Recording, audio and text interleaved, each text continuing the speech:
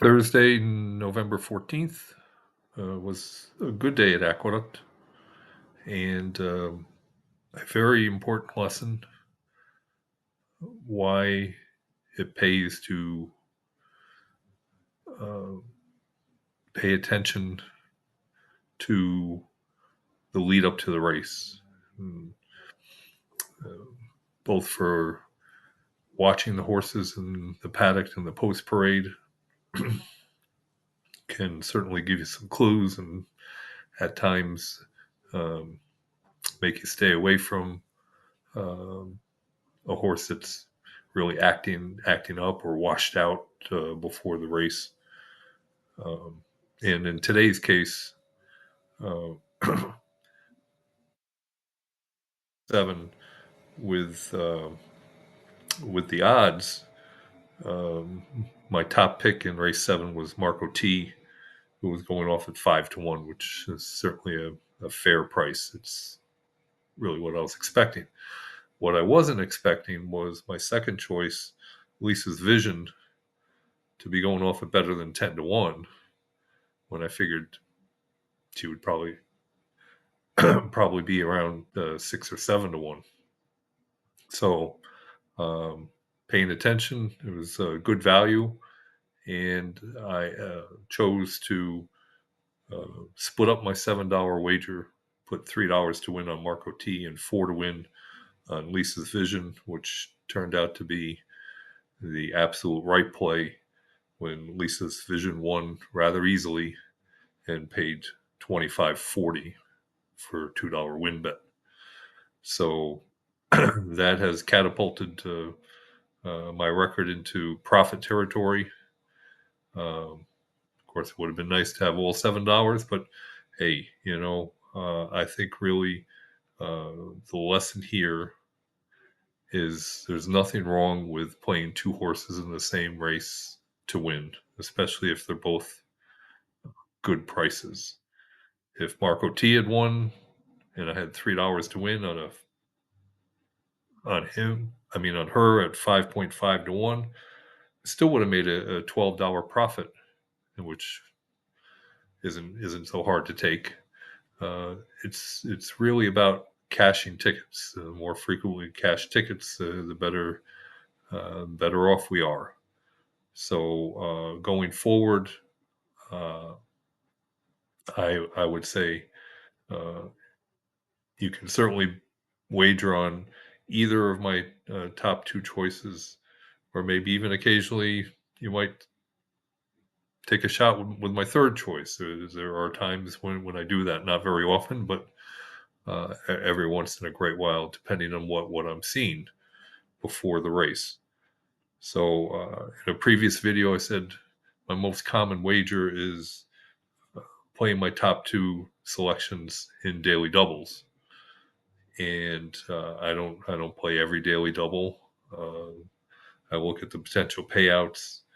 Really not trying to chase a small payout. I'm looking for the Lisa Visions of the world that are 11-1. And unfortunately, today at Aqueduct, I didn't have the winner on either side of Lisa's Vision to complete a double. But earlier in the card, um, two second choices and two top picks made up the early pick four, uh, which didn't pay a whole heck of a lot. Paid $50.50 for a 50-cent wager. Covering just two horses in each leg of a pick four costs you $8. So an $8 wager to get you 50. Um, so it's a fascinating game. Certainly, there's a lot to it. Two major sections. First, the handicapping, which I excel at, and the second part is the wagering, when to wager, what to wager, how to wager, types of wagers, and what I'm doing with my money management strategy is just making the game really simple and just bet to win. And it's all right if you bet all your money. Well, the money management says that you should wager, and 1.5% of your bankroll. Um, there are times you put it all on one horse, and there are other times to split it up like I did today. So um, it was completely up to you. But I'm here putting what I do out there and being completely transparent. Um, and so far, so good. So let's hope we have a little bit of luck on Friday. So for Friday, November 15th, again, we'll go to race 7 at Aqueduct. 6.5 furlongs, claiming 32,000 race for 3-year-olds and upward.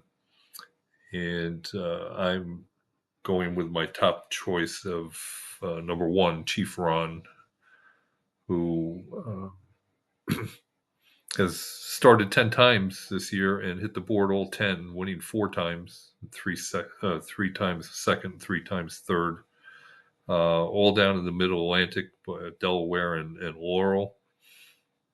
The 6-year-old gelding likes to stalk the pace. Sometimes it's 4 or 5 lengths off the early pace, and sometimes only 2 or 3 lengths off the early pace. And was claimed last time by Michelle Nevin. Brings the horse up to New York. Looks well spotted at the $32,000 level. She puts on her top jock and Kendra Carmouche, who's won 3 of 8 for Michelle Nevin recently. And I think with the consistency of the 6-year-old gelding, it's just really a matter of if he takes to the aqueduct surface. So there's that one piece of mystery, is since he's never run at aqueduct before. The sire stats are are fine.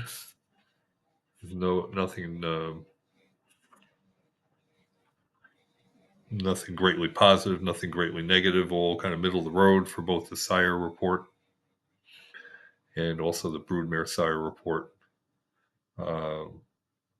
The stats for Michelle Nevin under these conditions are very good, especially for uh, the layoff category and that 37 to 60 days off layoff category. Michelle Nevin gets winners in that layoff category, better than twice the average.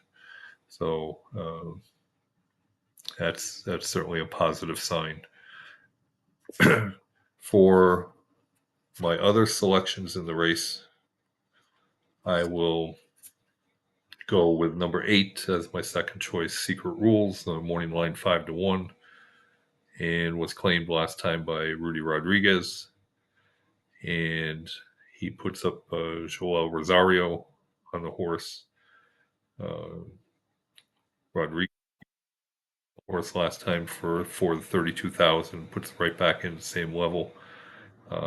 Horse ran second at 6 furlongs, so now stretches out to 6.5, where the 7-year-old gelding has won 3 of 6.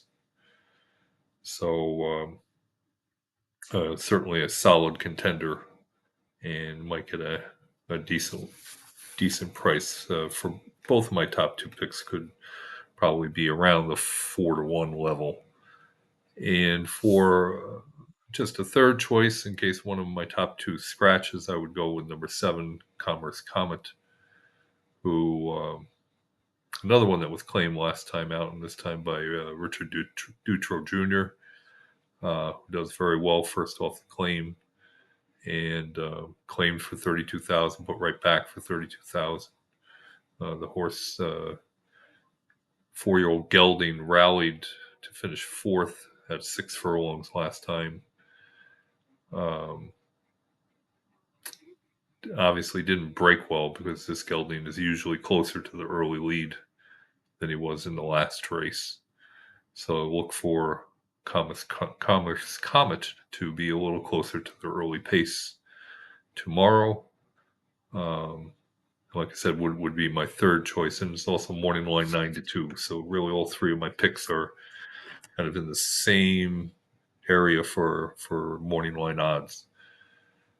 So good lesson learned today. I think personally, um, more often I will split up my wager and bet two horses to win, because I'd rather uh, make a small profit uh, than to have a complete loss on a given wager.